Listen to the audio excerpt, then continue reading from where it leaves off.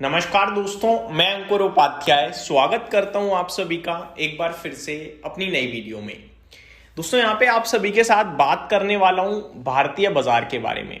आज तेजी थी, रिकवरी थी, मतलब सब कुछ अच्छा था, लेकिन जाते जाते पूरी की पूरी तेजी गायब हो गई। प्रॉफिट बुकिंग का शिकार हो गया भारतीय बाजार। बैंक निफ्टी तो लाल निशान में भी बंद हुआ है।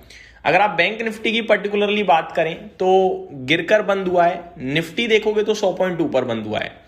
Bank Nifty flat to negative बंद हुआ। निफ्टी ½ % ऊपर, सेंसेक्स भी ऑलमोस्ट ½ % ऊपर। Small cap index flat to positive और मिड कैप इंडेक्स 0.67% की तेजी में था। तो ज्यादातर साइड पे तेजी थी, लेकिन जितनी तेजी थी उससे ज्यादा की तेजी आज हमने स्क्रीन पे गवा दी। यानी कॉन्फिडेंस बहुत लो है इन्वेस्टर का इस समय।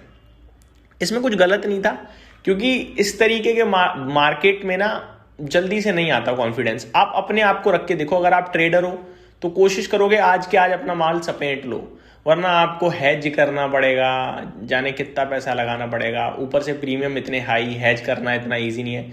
ओवरनाइट टेंशन लेनी पड़ेगी। एंजॉय करना चाहोगे वीकेंड तो पोजीशन नहीं लोगे। और अगर आप इन्वेस्टर हो तो आप सोचोगे 2 दिन की टेंशन लेने से अच्छा है आज की अपेक्षा मंडे लगा दूंगा, क्योंकि तेजी तो कोई इतनी बड़ी होने वाली है नहीं।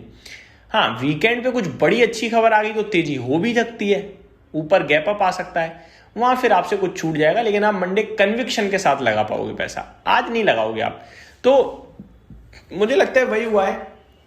मॉर्निंग में ऊपर दिखा, लेकिन ऊपर देख के लोगों ने बेचा ही है, खरीदा नहीं है, जिसकी वजह से बाजार नीचे चला गया। अब एक ऐसी चीज जो बड़ी बुरी तरीके से परेशान करते हुए दिखी है, और वो है दोस्तों रुपया। हमारा रुपया, कल तो मार्केट बंद था, जो करेंसी मार्केट था वो कल बंद था, नवरात्रि की शुरुआत थी इसलिए। लेकिन आज करेंसी मार्केट खुला और खुलते ही इसने मतलब ऐसे धूमधाम हो गया, ये एकदम से धक्का दे दिया ऐसे ऊपर से, ऐसा लग रहा है। हम सोच रहे थे कि 93 का लेवल आ जाएगा, 93 छोड़ो, 93.5 का लेवल एक ही दिन में आ गया। मैं आपको बताना चाहूंगा 90 पैसे के समथिंग रुपया आज कमजोर हो गया है। 90 पैसे के समथिंग, ऑलमोस्ट 1% कह सकते हो आप। तो ये रुपए की जो कमजोरी है ना, ये असहनीय होते हुए दिख रही है इस समय, मेरा मानना है। कच्चे तेल के प्राइसेस ऊपर है, नो डाउट ऊपर खड़े हैं इस समय। अगर आप देखोगे तो $107 पे हैं, लेकिन अच्छी बात यह है कि कल 119 थे। आज एक झटके के लिए दिन के दौरान एक बार $111 तक गया था, लेकिन वापस नीचे आ गया, $107 पे है। अभी भी $107.5 प्रति बैरल है, 1% की गिरावट ही है। तो यहां पे संकेत थोड़े रिलीफ के हैं, लेकिन $107 कम नहीं होता भाई। और ऊपर से जब आप कच्चा तेल खरीदोगे तो $125 $130 मिल रहा है। प्रीमियम चल रहा है बहुत हैवी, डिस्काउंट है नहीं कहीं भी। पैसा सरकार की जेब से बड़ी बुरी तरीके से बह रहा है, क्योंकि एक तो रुपया कमजोर, ऊपर से डॉलर महंगा।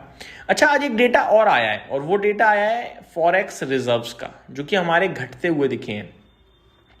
जो फॉरेक्स रिजर्व्स इंडिया के पास अराउंड 716 समथिंग के थे, वो आज की डेट में अगर देखें तो 709 रह गए हैं बिलियन डॉलर रह गए हैं, डॉलर रिजर्व्स जो हैं।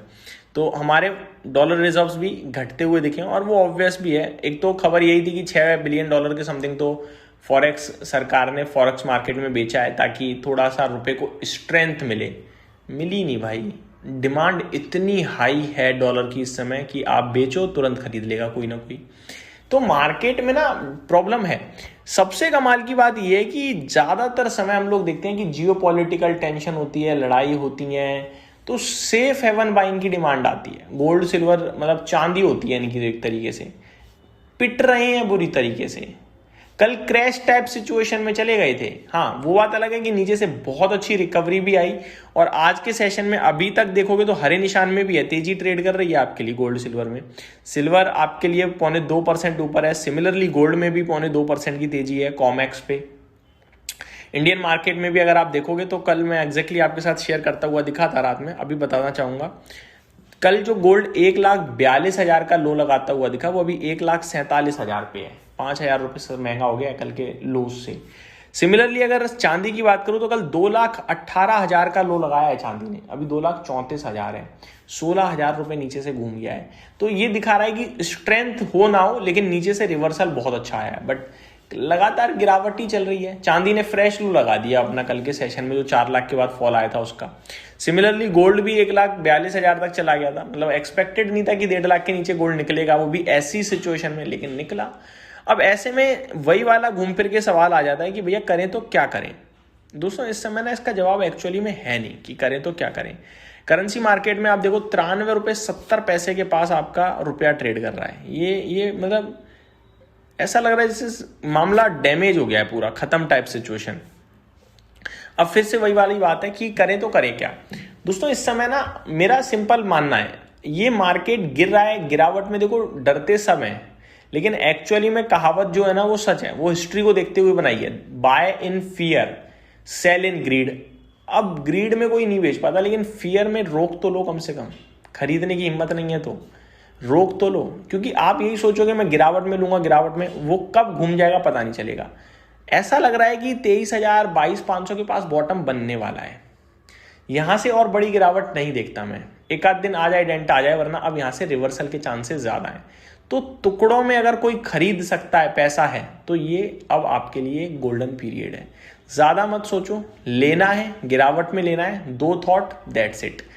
होल्ड करना है, ये तीसरा थॉट होना चाहिए, और लंबे समय के लिए होल्ड करना है बस। तो ये मेरी तरफ से अपडेट थी, उम्मीद करता हूँ डिटेल्स पसंद आई होंगी। Thank you so much for watching this video, have a great day guys.